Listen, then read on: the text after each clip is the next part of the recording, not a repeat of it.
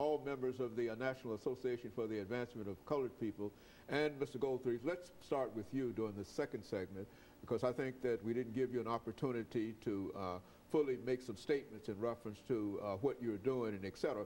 But I think Ms.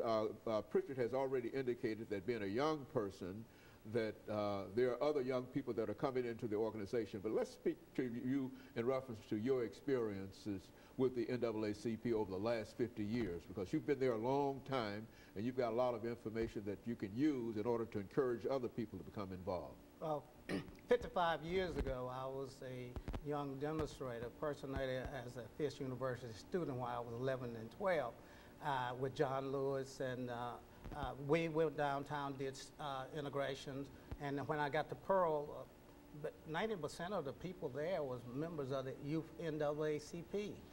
Somewhere we had lost our way dealing with that. NAACP Youth is not a social club. We are an organization that looks at the people's rights. We follow the law. We do round tables.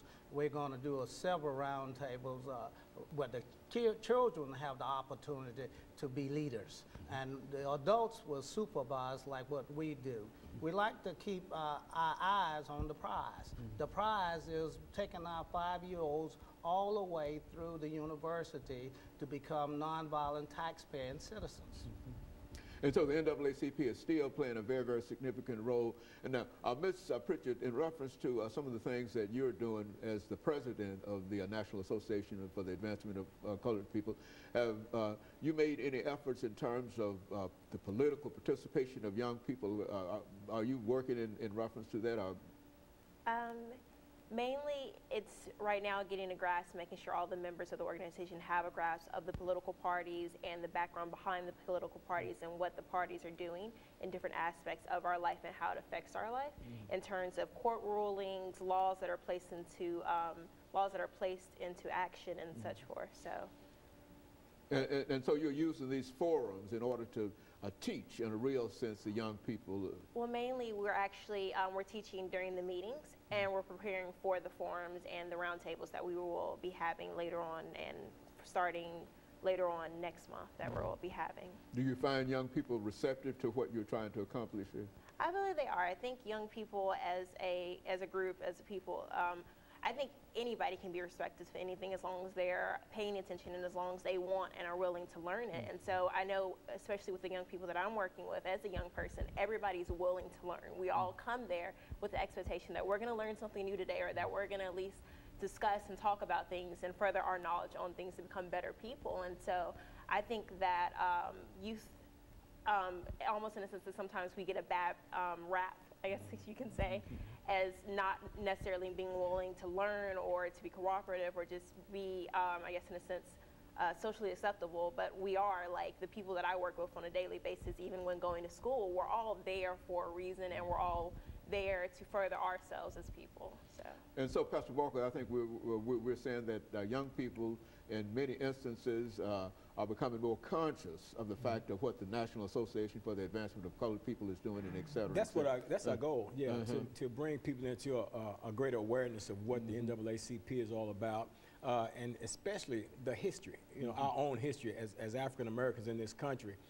People say there's an unwillingness. That's not so much as an unwillingness of youth to learn. There's an unwillingness, I think, on the other side of people willing to teach the youth. So when you find somebody that's willing to teach the youth, you'll find also that the youth are hungry for the knowledge that's being taught, and they'll press in and they'll gain and acquire that knowledge. Because if we don't gain a knowledge of our past and where we come from, that has the whole saying say, we're condemned to repeat it, and we can't take that chance on repeating or allowing what we don't know to affect our current behavior. See, a lot of things that is happening is based upon what people really don't know, because we have a knowledge of ourselves. I think we would act differently based upon the knowledge that we have of ourselves. What do you think about that, Mr. Joe Goldthrees, in terms of older individuals dealing with young people and encouraging them to become active in the National Association for the Advancement of Colored People? My opinion is very easy to say, that the older people dominated the younger people. 50 years ago, 55 years ago, when I was uptown demonstrating, the NAACP was pushing young people to get involved, to be able to stand up, to be nonviolent. Now, Dr. Arredondo asked me to serve as chair and bring back what used to be a organization that would support the inner city community and bring the young kids where they will be able to stand up like adults on their own ground. 50 years ago, you can see the photos that I have here, that young people was the final solution for the integration downtown in Nashville.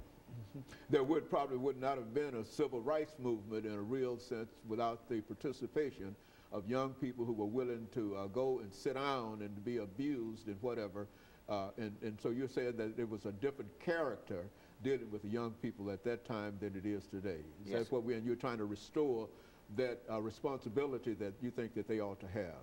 Right. James Bevel, which I was up there at Fifth with, when they was running out of students that was getting kicked out of school and being arrested. James Bevel went into the churches and started getting the young kids out. And then we went into the school and started getting them out. We put them in leadership roles where the parents and everybody was silenced. We put them where they could stand up for themselves. They took those roles and they went on to be great leaders now. As a matter of fact, some of the individuals that you're talking about now are the individuals that they call upon to make speeches when it comes time for Dr. Martin Luther King's participation and et cetera, et cetera.